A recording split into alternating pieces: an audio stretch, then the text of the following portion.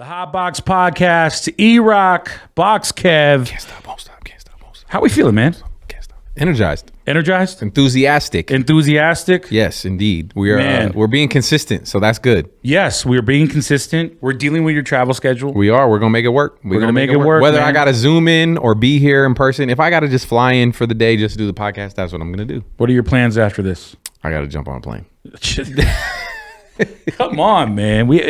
All right, I get it. I get it, man. Big show today. Melinda Sheckells. Man. She is one of the biggest PR queens in Las Vegas. I mean, I remember being in Los Angeles watching KTLA. It's like, like the news station out there. I was watching KTLA and I was drinking coffee, and she would always pop up on my television, like, talking about all things Vegas. In LA. In LA. Which is dope. And now I live here, and now I watch TV in the morning, and now at like 11 a.m. or something, drinking my coffee. I mean, that's waking up pretty late, like, Right. in our world. For I know you wake not- up at 5 a.m. Yeah, for you, that's normal. That's Hey, I have long nights. Right, for sure.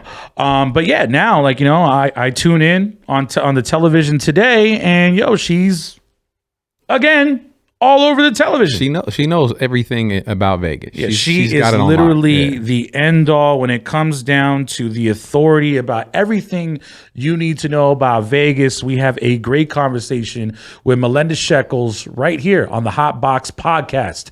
E-Rock, Box Kev, let's go. Here we go, ladies and gentlemen. How you feeling? My name is DJ E-Rock, and we are back. The Hot Box Podcast or Radio Basement, whichever way you're listening this to.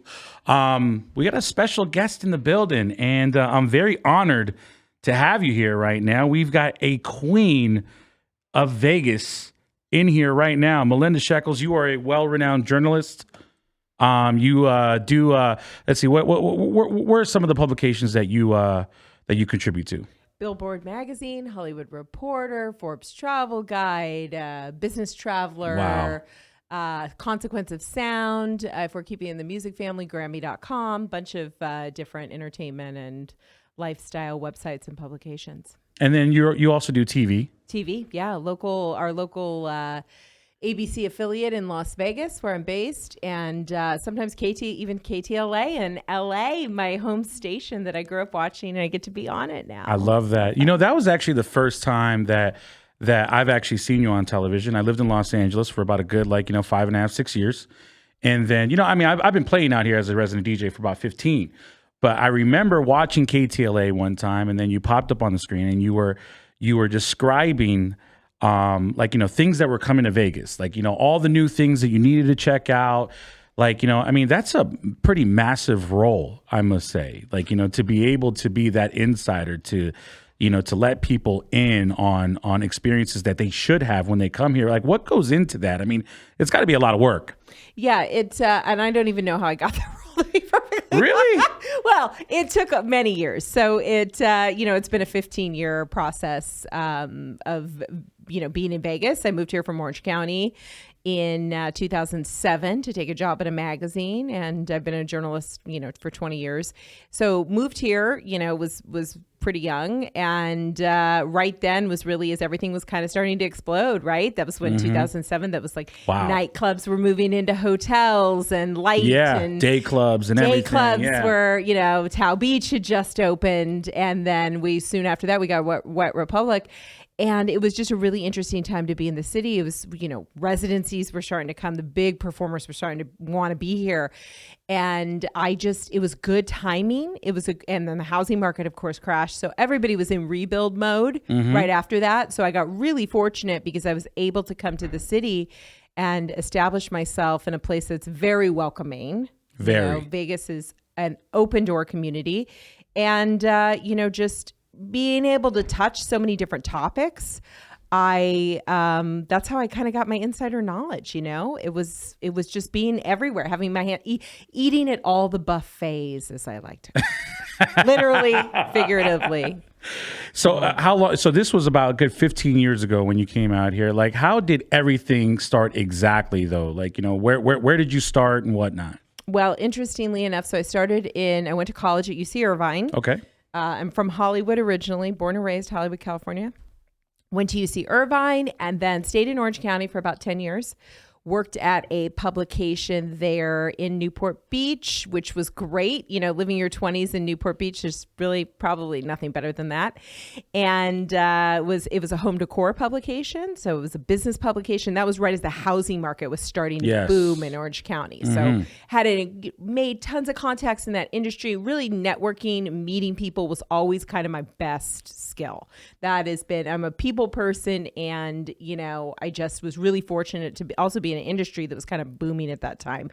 And then, so writing all about homes and new homes, I then started, of course, you know, when you're on the business side, everybody in the business publishing wants to work in consumer publishing. So at that time, we had home decor magazines, Elle Decor and Domino, and there was still a big market for magazines at that time.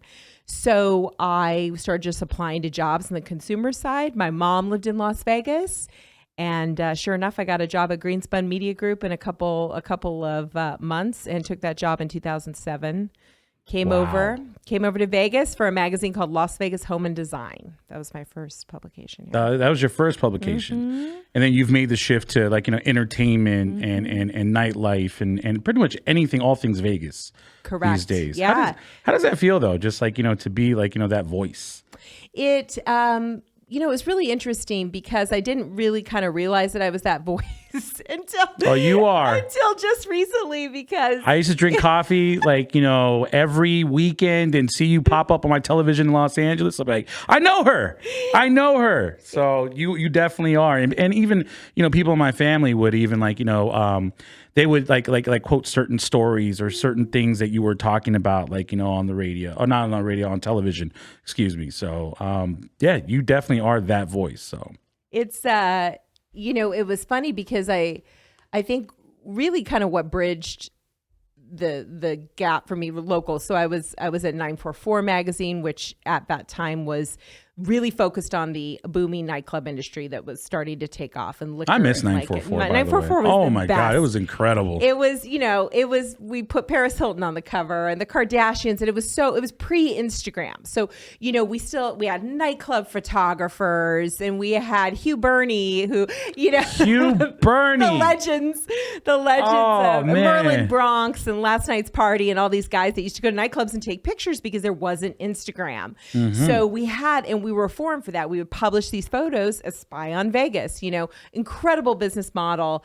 And, you know, over that time when I was working at 944, then we started Vegas 7 magazine, which was a great weekly publication here in town for so many years.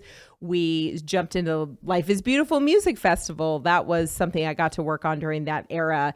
And then, you know, kind of when Vegas 7 closed in 2018, I was like, well, what else am I going to do locally, right? I'm not going to leave Vegas, but I just don't know if there's any, like, I need to take this to the next level, right? So I decided to really jump into the national writing scene. Okay. And I had been writing for Hollywood Reporter for many years and Billboard here and there, but I really put my effort at that time into Billboard, and they really welcomed me with open arms. And that was the time right when big residencies were starting to get announced. I remember when The Wind signed, like, literally, what was it? How many DJs was it? It's like, that was big. It was like, I don't know. It was like every big electronic dance artist, like, in the world, you know, was there. And I remember that was such a big statement. That was like the start of what you started to see, like, happening on the Vegas Strip. It changed nightlife, like, for good. For good. You know what I mean? Shout out to Z one time, actually. Yeah. You know, she had a big part in that. You know, you've seen a lot that's happened here. What's the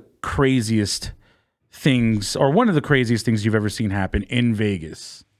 Oh gosh, you know, I think, okay, I will say it was the first night that Lady Gaga showed up inside of Nomad Library to perform with Brian Newman after her show. Wow, that wasn't too long ago. It was early 2019. So she just started her residency, and Brian Newman is her band leader, great guy. And you know, there was rumors that she was going to come perform with him after the show. And sure enough, that first night, it was a Sunday, and they had just finished their first kind of like weekend run of shows. She showed up. It was like 1:00 in the morning. Everybody went crazy. And that woman performed a full show after How long is that? show. She performed for at least an hour and a half. Oh my Lord. And to the point where I was like, she's not going to have a voice, like because she gives it so much, singing and dancing, and she did a full show. Wow. And it was just one of the most exciting moments because it was complete. Nobody really knew about it.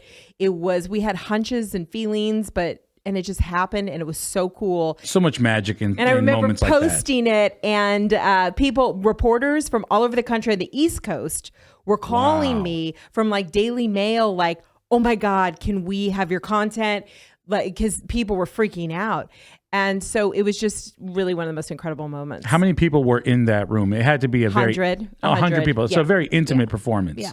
So much magic goes into those moments. I love that. So much. And that's really what, we see places like Barbershop. They're starting to do more of that. Delilah, they get. I haven't been yet. Oh, you gotta I've go. lived here for 3.5 months. You gotta go. I have not been yet. I know. Cool. I mean, I used to frequent the one in LA all the time, but I have not been to the one in Vegas. So gotta like, go. yeah, I know I have Different to go. vibe completely. I love the one in LA because that's a very special building for me. 7969, first nightclub I ever went to when I was 18. It was an 18 and over club. And then we used to go there for a legendary Hollywood nightclub called Granville for many, many years, which was It run was by also, Josh Richmond. what was it? It was DBA also. And that was after. That was 'cause after I'm talking. everything, yeah. It was run by Josh Richmond. It was like the first place I hung out with Chris Farley there.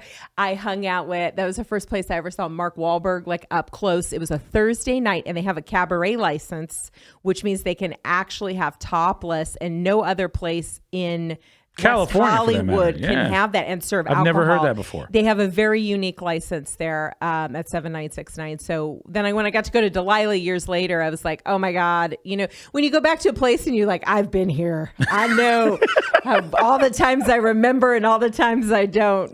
Especially when the space is like reinvented, Yeah. it obviously has a different aesthetic. It looks different, but then again, the memories stay the same. Like, all right, I remember I took a shot at that bar, or I met this person in this corner, or whichever. So like, I remember the 151. I did have a shot of 151 in there. Oh my God. I don't ever want to remember that per se, but it was, that was a really great time, really when I fell in love with kind of like the nightclub world, and 7969 was definitely part of that. But Delilah here in Vegas, totally different vibe. I just recently saw Anderson .Paak and Bruno, right? Mars there, private party, and Anderson was like right in my face, and it was pretty awesome. how does someone like me get invites to some of these very, chic places, like, and very exclusive nights, I mean, like that's something that I need to learn. So maybe you could show me the ropes on that. So I will. I'm good at that. One thing I've always said, I'm not good at much. I'm not good at the regular things. You're great at a lot of the things. Extraordinary things. Like I have this weird thing. If you expect me to know how to load a dishwasher correctly, or how to open a bottle of wine, or any of that stuff, I cannot do. But if I got you on that. You want to go to a private party with Bruno Mars and Anderson .Paak and be in the front row, I got you covered. There, I got you on. I know how to open a mean bottle of wine. That's not a problem on this side, and I'm still working on being an expert at loading the dishwasher. So, but I got you though. I got you. So it's an even trade there. How about that? It is. Everyone has their strong suits. So. During the pandemic, this town obviously closed down. It was a crazy time. I mean, I don't think I've ever seen. To be honest, I didn't think, the Vegas Strip closing down was ever going to happen. No. I never thought I would see this place get shuttered like that. Being that, like, your job requires you, to experience all these experiences, what were some of the things that you did during pandemic, when you weren't able to do that? Right. Interestingly enough, it was funny because I still had some very pre-pandemic assignments to finish, which were kind of fun. So I was still doing a guide about Las Vegas that was commissioned previous to everything shutting down. I was doing that for American Airlines. Mm-hmm. Completed that. Great. Some of those places still never opened. I ended up having to take them out of the guide. It was a really interesting time.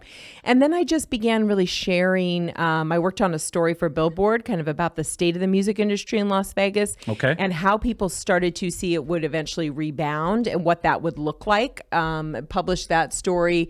I still continued working. I was very, very fortunate. Still continued working pretty consistently throughout the major part of the shutdown. But for me, it was like almost like a relief I don't know if you felt that way, but it was like for once you could just Indeed. sit in a room and not have to go. And you could do things like have dinner at home or simple things. The pandemic definitely taught me how to simplify my life a lot. My mother actually moved here during the pandemic, and it was. I mean, I've had her across the country for a long time, maybe about a good almost 10 years or so. But she had moved here to Las Vegas. And that's what actually started my journey to actually finally move here after working here for so long. Because I was commuting back and forth, living out of a suitcase. Like I could tell you literally every maid, every bellhop, or every valet person's name at the Mandalay Bay. I lived there, sometimes 2, 3, 4 days out of the week, But it definitely taught me how to simplify my life like no other. And, I would come out here. I would drive from LA. I wasn't working. I could do my radio show from anywhere. I'm like, Mom, I'm going to spend a month with you. Me, the dogs, Rika, we're going to come out, and I would spend a month here at a time. And it became increasingly harder for me to leave and go back to LA after a while, to where eventually it caved in to where I started, obviously we all have epiphanies and realizations. Like family was the biggest thing that I think that I was like missing, like, in my life. I wasn't, how do I put it? I was just, just like you said, you're constantly on the go. You're living out of a suitcase. You're attending this dinner. You're playing this show. You're getting on this flight. To have that all stop and just concentrate on one thing, which was just being around people that I love was like, my big realization. You know what I mean? So, I don't know, little tangent there, but it's important because, we lose so much of life sometimes to our careers. This is always the thing that we're faced with because we have fun jobs, right? Everybody's like, oh, your job's so fun. It's so glamorous. You get to go and do all these things. And I'm very, very lucky. I'm not out, digging ditches and, doing the heavy lifting in life. But there's a lot of stress. There's a lot of deadline pressure. There's a lot of late nights, sleepless nights. Yes. There's a lot of trying to keep up with the pace that you set for yourself. And then you also have to make a tremendous amount of sacrifices all the time. No, absolutely. Absolutely. I mean, I think it's crazy because when people ask me like, wow, you finally moved to Las Vegas. I mean, is it because you work out there? I was like, to be honest, I came out here to settle down, which is a very weird thing to say. Like who moves to Vegas to settle down? Me. Yeah. I have my family here. I've got everything I need here. I'm good. I don't have to hop on a plane as much as I used to, but yeah, I'm grateful and I love this city, like, more than anything. And this city has given me so much that, I mean, finally to be a part of it, like officially. I mean, I was so proud to have my Nevada plates on my car. Like it was such a big deal to me. It was exciting. Even my Nevada ID, I was like, no way. The new ones are cool. I just recently saw the new one. I don't have the new one yet. I'll get it next year. Were there any other hobbies that you picked up like during the pandemic outside of work since we had all this time? I did open my first bottle of champagne. So I go back on what I just said. Your first bottle of champagne? I did. I popped my first cork myself. That was exciting. A little scary. I don't like loud noises. So I was like, what else did I do? Oh, God. I organized the cabinets at least 3 or 4 times, organized the wine collection. I was doing all these random things. I didn't get nearly as much. I did go through my closet. Those were some of the things that I went walking every day for like 5 miles a day. You know, I would do that. And then I would get on the Peloton too. And I was like, oh my gosh, this is getting really excessive. Now I'm just working out all the time, but it was great. I kind of missed those days, when we didn't actually have to go see people in person, but now we're just out. Now we're just out. And busier than ever. Oh my Lord. Like, I go to the strip and I am overwhelmed. I mean, granted, I've been working out here for a long time and I've seen packed houses, but everything is just busy out here right now. It's crazy. It's the craziest that any of us have ever seen. It is 100% like exceeded every expectation. And I'm sure we've made up for now, hopefully all the losses that we lost during that terrible, 8-week period of time or whatever it was. And now the Palms reopening next, coming up here. It's going to be great. It's the last piece of the puzzle, I think. Really. Is there any insider word on what's going to be in the Palms, like, during this reopening? Are they going to have a nightclub or are they going to, are there going to be new restaurants in there? So anything you can let us in on? Sure. As near as I can tell, now I've visited San Manuel, who now owns the Palms. San Manuel tribe owns the Palms. I've been out to their property, Yamava, in the Inland Empire a couple times now. Got to know them really well. They are very customer focused. They're very locals focused. They have one of the best customer management programs I've seen. The casino is packed in there at all times. They have such a loyal customer base. They know what they're doing on the casino side. They know how to run a casino. The hotel thing's a little bit new for them, but they've done a really good job with what they have, and they've hired really the best. Cynthia Kaiser Murphy, who came from MGM Resorts, and she's a great leader. I love that it's a woman president for the Palms, and very much tied to the community. So Michael Simon is going to return with Mabel's.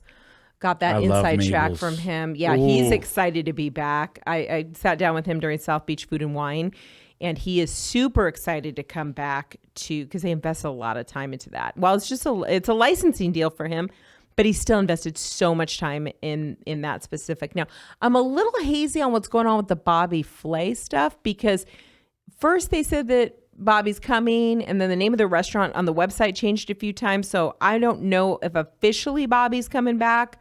The restaurant won't be called Shark, though. I really liked Shark a lot, which was at Palms. But the actual Shark is still there. So everybody's wondering. So that big art fixture in the center bar. Correct. It's still there. So everybody's wondering kind of how much of the art left with the Fertitta family, because they're obviously big art collectors and owners of station Is the casinos. Cos statue still there? Good question. Don't know. That was very impressive. But I believe that was acquired for the property. So I think anything that was acquired or commissioned for the property stayed. And then whatever else was considered their family collection left, obviously. So I think the Murakami is part of their family collection, because that used to be at Red Rock. A couple other key pieces I recognized from seeing from other times. But it kind of just breaks down by that. There were 3 different types of art there. So we'll see. I mean, the doors open very shortly. We will see what is there. I love it. I can't wait to go in. I got to get a sneak peek. I've spent a lot of time at the. Actually, you know what? My career probably took off when I played at. I used to play at Rain. Yeah. I used to open for AM. Moon. I think Moon. We originally met at Moon. Yeah, Moon. Moon was my ago. favorite nightclub in Vegas ever. I mean, just the retractable roof So and all cool. that. That was where me and J-Rock and Ryan Lobby became good friends, because I remember Pauly D had like a Palms deal at the time. Yeah. So yeah, those days definitely, Everybody came mean a through lot to me. Palms. Yeah, everybody. Palms is legendary. One thing that people always ask me, since I've been working here for so long, is, Vegas is like a playground that everyone comes to, lets everything go, goes on vacation. I mean, is that something that do you ever get tired of at all? Well, or, I mean, for me, I don't. I moved here, so, Yeah, I always used to say it was our best marketing scheme ever, because we convinced everyone that they would have to come for the weekend, spend all of their money, and then leave, right? So we convinced them that they couldn't stay. And I loved that, because we didn't want them to really stay. We just leave your money and go. So now, unfortunately, everyone is convinced that they can live here because it's amazing. Everyone's finally catching on to how great it is here. Now they're all coming, and they're going to give us more traffic and drive the housing prices up. I'm so sorry for doing that. I apologize from the bottom of my heart. You were. I was an honorary local to start off. Local. I don't even now I'm a full-fledged local. You to be a transplant. You are fine. But that is always what I said, was like, we did such a good job at marketing this place that, what happens in Vegas stays in Vegas, and then you leave all your money.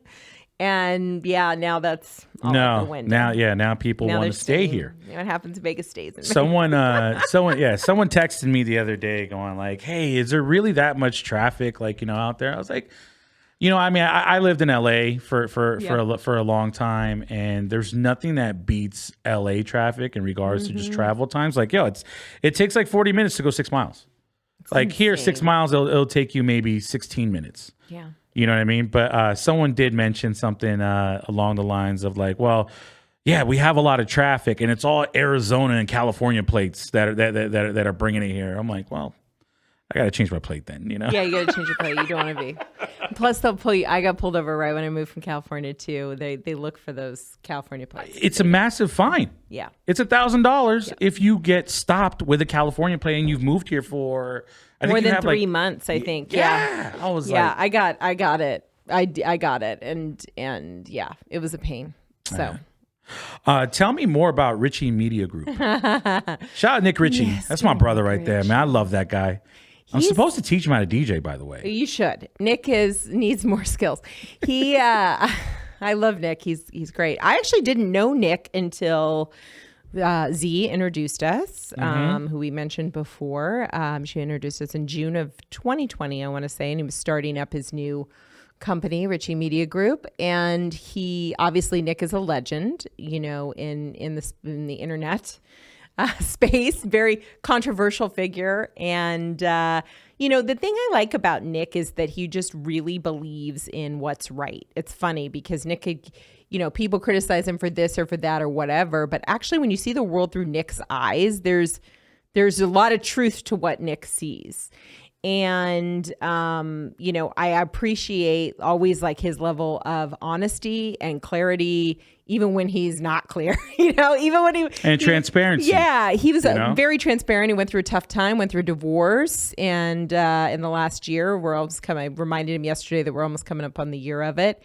And, you know, he definitely went through some tough times in terms of what was going on inside his head. But, you know, he just continually amazes me, the stuff that he chooses to fight for, you know, and fight for what's right in a lot of respects. Like, you know, and I appreciate working with him so much. He's been so much fun. We have a blast together. We saw you in Chicago when we were out there filming. It was fun. Probably the longest hug I've ever given during a DJ set. It was a great hug. I think I have it was on video. It was on video. It was a long hug, man. Like I let the song play. It was a good strong hug there, right in the middle of Taos, Chicago. Yeah, we had a blast. He's always so fun. We went to Miami together this year. Our Basel, you know, we're always plotting when our next adventure will be. So and he's growing the business like crazy right now. I saw he just recently, or Richie Media Group just recently acquired DJ Mag. Correct. So okay. All right. Well, I mean, that's the word. I mean, if you look it up, rumor. This is a rumor. I don't know. You know, he likes to spin stuff, so I don't know. There was a little bit of controversy around that statement. I actually haven't seen any paperwork develop, so we'll see. We'll see. There's conversations I hear, but I'm like, you know, show me when the ink's dry. Okay. You know, I'm a little bit. Yeah, I mean, I was reading Twitter and stuff like that. And then Nick loves to cause controversy. And then I saw him post, like, you know, in front of it. And I was like, wow, maybe I can hit the top 10. Yeah, I know, right? Kidding, man. Well, I don't think I'm nowhere close to that. Top 10 is a little, that top 10 is a little questionable, if you know what I mean. Well, you know, if someone like Nick acquires, you know, DJ Mag, then obviously, like, you know, we just covered, like, you know, how he's all about doing the right thing and being transparent and truthful. He exactly. He's a savior. He is. He really is. He is risen. He's a savior. Nick's a special creature, as I always say. Are there other things that Richie Media Group and Celeb TM and whatnot that, you know, that we'll see in the future? Anything that's developing or whatnot? Yeah, interestingly enough, I think content. we're developing a lot of new content and projects. We've been working, you know, really more as a full service advertising agency as well. We've been doing some work with the Peppermint Hippo, which has been super fun. The new gentleman's club in town. Love working with them. They have a great vision and they're on a big expansion track. So that's been super fun. We, you know, have a partnership. There was partnership with Resorts World that Nick forged, you know, in the beginning there with that team, and had a couple of events there as well, looking at, you know, new partnerships with new people coming into town as well. And then he's got, you know, he's been working really interestingly enough. We've kind of launched these websites for some of the most prominent reality stars. So on our end, obviously doing the website. Well, that's something I never knew about right here. So that's all new. So we've been working with really kind of how can reality stars or TV stars control their own content? So a lot of times they're just putting it out on social media and then people are taking it or spicing and dicing it. But like, what if they control their own narratives with their own stories? So that's really kind of what this platform is kind of shot off from celebs. So we're doing a lot of those. Yeah, we're doing a couple of different websites for various reality stars so they can control their own narrative. So they have their own like mini magazines. That's dope. Yeah. I never knew that you guys are working on that. Yeah. That's amazing. I might have to talk to you about that off air. It's exciting. Yeah. I love that. I love that. It's our own little new steak. I know you're a very busy woman. You have a very busy schedule. So before we get out of here, I want to get, to the skinny, and I want to definitely talk to the people here. What are the do's and don'ts of this town? Let's do 3 do's and 3 don'ts. What would be the top 3 things you need to do in Vegas versus the top 3 things that you don't do out here? Okay, like etiquette wise or just anything? Anything. Well, And don't hold back. So you got to respect the city. Like, first of all, that's why I always tell people, it's like you can't go, I drive down Las Vegas Boulevard sometime and I see this like sea of humanity pouring out from the various day clubs, sea of humanity. And then it's just like overflowing onto the strip. I'm like, people, put your clothes on. Like, come on. Like, you can't, it's just not, Sodom and Gomorrah. Okay. You need to, it's Earth. Stay down. Right. So, manage yourself.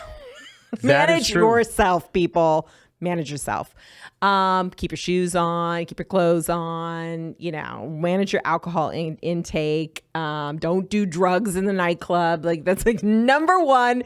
People don't get that law or rule that you will get busted. You will end up in jail. Like, don't play around with that, obviously. Very important. I think also, too, you really want to do your research and definitely make sure that you're spending your dollars wisely, because everything is, we know it's expensive. It's expensive to come here. It's expensive to go to a club. So let's just say, like, one of those dues is bring money.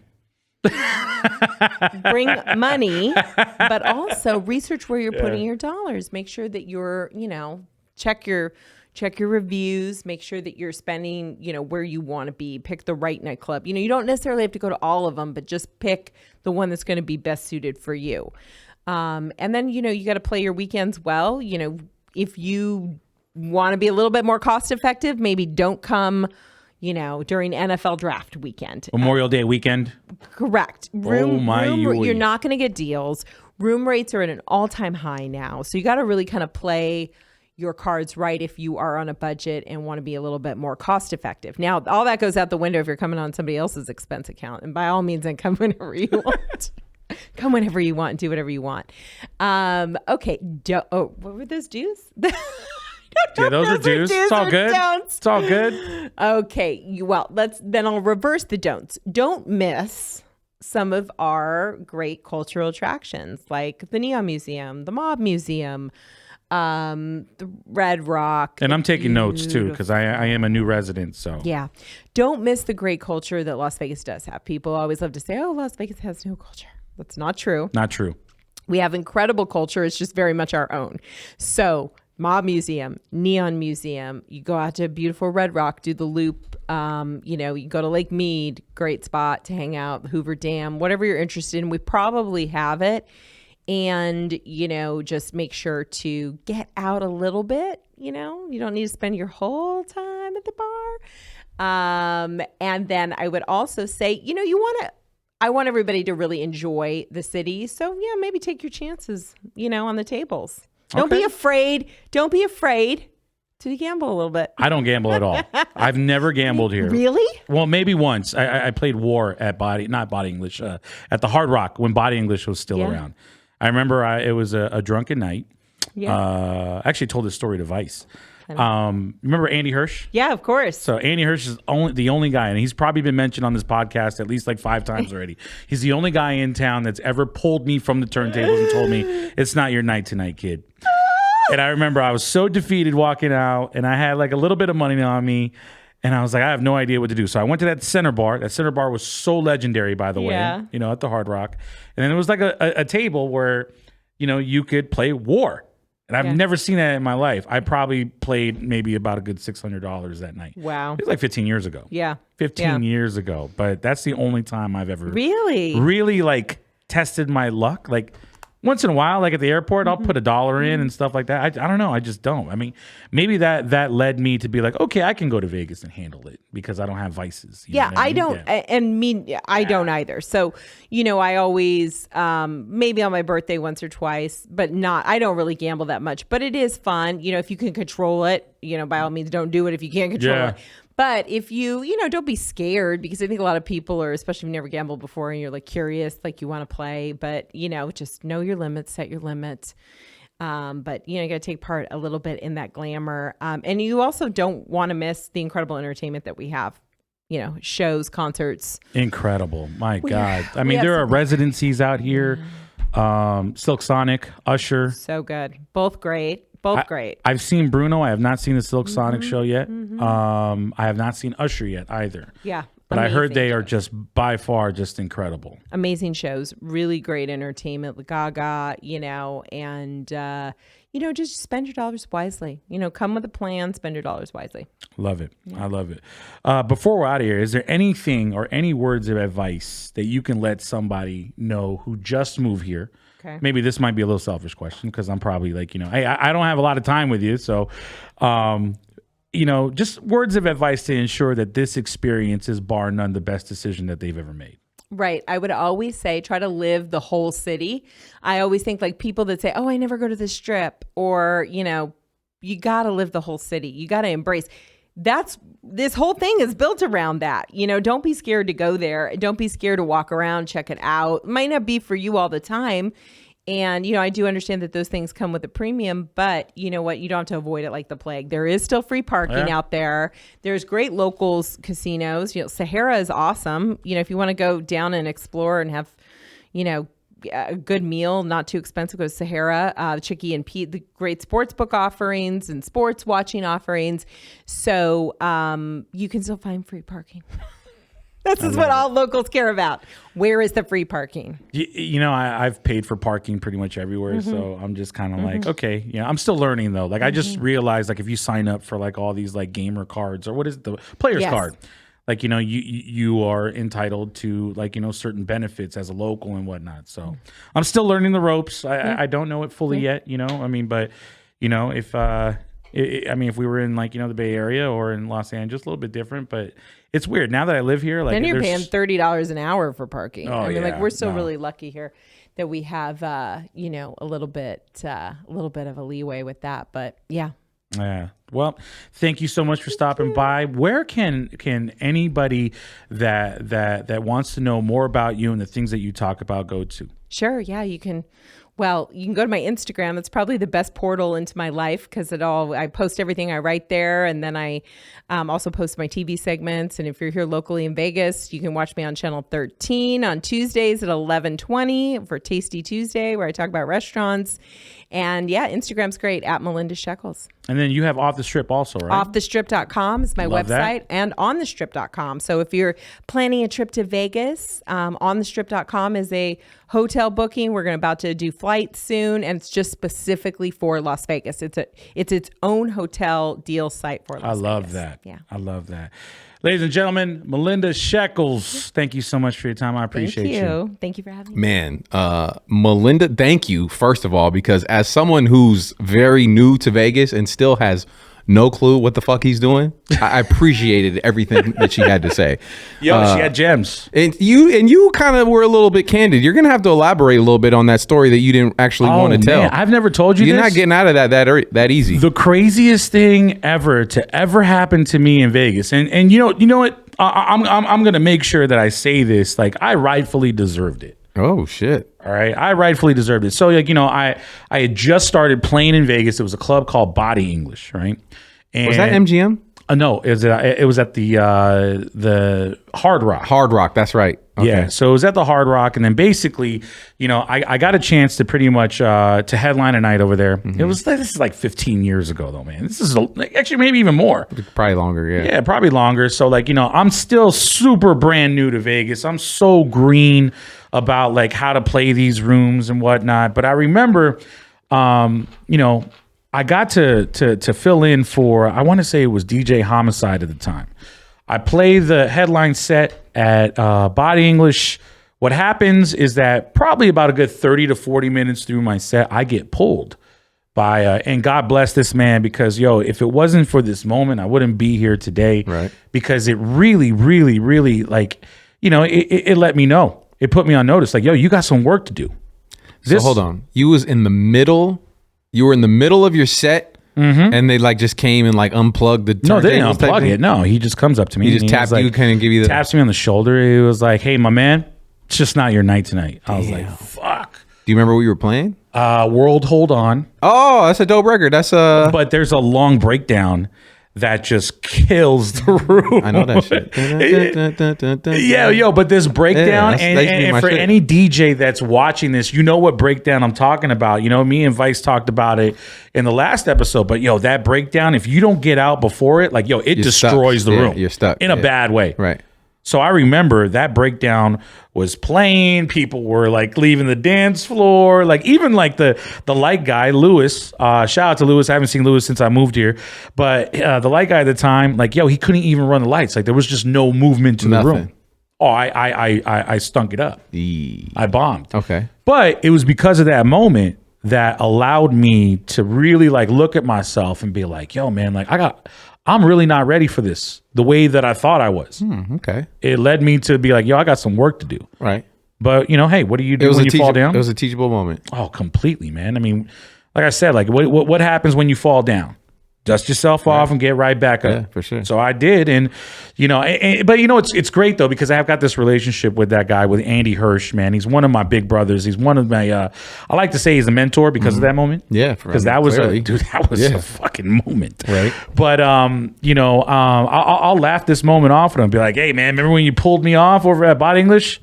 And he'd be like, come on. He'd be like, nah, thank you for that. I appreciate it. Because, sometimes we got to be put on notice. Yeah. Yeah. Well, I mean, that's okay. That's like the negative experience that or the one of the worst that you've had. Give us something good. Like what's something that's like one of your good? Like more, you're more like, something that you're more proud of or more like positive moments that you've had in Vegas. You know what, man? When I moved here about a good 3 months ago, the Las Vegas Weekly, they did this whole piece on me, and they worded it so incredibly well. Like, the wordplay with this was incredible. And the headline of the article was, "The House Always Wins." Oh, that's tight. Las Vegas finally lures DJ E-Rock to a permanent residency. Nice. I mean, literally, people really thought, they're like, "Oh, you got a new residency?" I bought a house in Vegas. Right. But that was the most positive thing, because like, just the way that I was welcome to this city, like, as a resident versus someone that came in every single like week for the last like 15, 16 years. Yeah.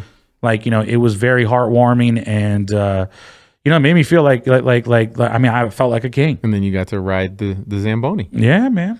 So that's tight, man. That's tight. That's a good. What thing. About you though? I mean, I'm sure you have like, your good and bad, or even shocking. I've been out here Vegas a lot. moments. I mean, I just recently moved out here, but I've spent many a nights out here. Some that I wish to forget, some that I did forget, some that you just don't remember. Some that, exactly. I literally don't remember. But I will say, like, two of the most epic times I've ever been out in Vegas, and in my opinion, this is like the two most incredible times to be in Vegas. One was NBA All-Star Weekend, which was, if anybody was out here and in Vegas at that time, how absolutely crazy Vegas was.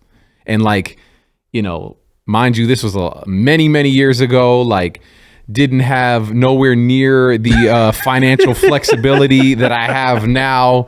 So I think, we were super, it was like, like four of us packed in a room at the Luxor. And I think even then, back then, this was I think 2006, 2007. It had to be before that. No, I'm telling you. It had to be way before that. Well, maybe it was, but no, I know how I know, because we did a party. Big shout out to Brand One. He had a sneaker company at the time called Bays. Remember the Bays sneakers? I remember that. And we did a Bays NBA All-Star Weekend party. Big Von DJ'd. Big shout out to Big Von. And it was E40 and DJ Unk. So wow, that's a long. that's time how you ago. know, because that Walk It Out, DJ was like, Walk It Out was like, I think like 2000, 2006 or something like that.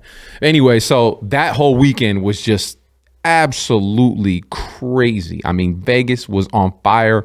I've never ever seen it that way. I mean, I've been out here for some big moments, which, like I said, my second moment was the Mayweather Pacquiao weekend. That weekend was insane. Absolutely crazy. Pacquiao weekends for me were always crazy. Yeah, for sure. I mean, I miss them. Oh yeah, I mean, he was a huge draw. I mean, Mayweather was too, but that's what I'm saying. Like, to get them together, it was just like the blend of these two different worlds, man. That was crazy. But yeah, those two moments, I'm fortunate enough to say that I think probably, pre, Elvis at the Riviera or whatever, like, were big legendary moments that will be like in the history books for Vegas. Yeah. NBA All-Star Weekend, Mayweather Pacquiao. Like, I was here for those. They were absolutely crazy. But Great food out here. oh my God, don't get me started. I'll tell you this right now, man. I've experienced probably like some of the best food I have had in a long time, man. I was actually afraid leaving Los Angeles Oh yeah. and losing some of those those hidden gems when it comes down to the culinary aspect. But then coming here, I realized I'm like, yo, I'm actually gaining a lot. Oh my God, are you ever? Yo, well, I've gained not only Yeah, you've gained literally. Yeah. Yo, I've gained at least like 10 Figuratively pounds. and Like, literally, oh yeah. my God. Yeah. Like, I thought that I was gonna lose good sushi. No, not true. Nope. Got a lot of great sushi places out here. I thought I was gonna lose good breakfast spots. Nope. No, they got those all day. I'm not gonna uncanny. bash on anything, but I will say it would be nice to go to a place. And anybody out there, please tag us. Let us know in the comments where your guys' favorite spots are. And I'm gonna say this, like burritos. Yo, there's no good. No, yeah. There's not one good burrito out here. And at I will least, say that I've had so. I'm also a little skeptical on the pizza so far. Nah, I've had good pizza out here. I've had good pizza out here. Really good pizza. Big shout out to Dave Portnoy. One bite. Everybody knows the rules. Barstool Sports. Big shout out to Melinda for just dropping gems and sharing her experiences with Las Vegas, letting everybody out there know the ins and outs, the do's, the don'ts. She's dope, man. She's great. Appreciate her a lot. She's going to show us the ropes too. 100%. I'm very excited for that. I need that. Yeah, we need that. Yeah. You know what I really, really need? And I want to know more about like the cutty off the strip food spots. Like, I know all the restaurants on the strip and they're all phenomenal. Mm-hmm. But I also want to know where the like little hole in the wall spots are and stuff like that. I got a couple of them. Yeah. I'll share them with you. That's for sure. And I follow a few of the pages on Instagram, and that'd be somebody dope that maybe we could get on the podcast too. There's a lot of people out there that are doing some dope content around, restaurants and food. So, you know who we got to talk to is this guy named Las Vegas Phil. Okay. Las Vegas Phil. Yeah. Yo, He got it I kid you not. I watch his profile, or because he posts his videos. Yeah, I need that. I'm a visual person. Oh my God! Like, yo, I've. You're drooling on the phone. Oh my God, bro! Like the stuff that he posts are incredible. All right, we're gonna do that. It's just insane. We So gonna maybe book we'll get Las Vegas Phil on. That'd be dope, man. That'd be dope. I would definitely love to learn more about what Vegas has to offer outside of the strip, food wise. And people out there, if you're from Vegas and all the good food spots, if you do know a burrito spot, I'm probably not going to believe you anyway, but feel free to tag us. You know what? But we were spoiled, though, man. We're 100%. from San Francisco. 100%. We're from the Bay Area. So in San Francisco, you've got, the home of the Mission-style burrito. Yes, Yeah. the Mission-style burrito. So it's like, nothing beats that. it. People from San Diego will definitely try to say that their burrito is better, but no. I don't want no The Mission-style burrito from San Francisco, come on. Listen, don't know.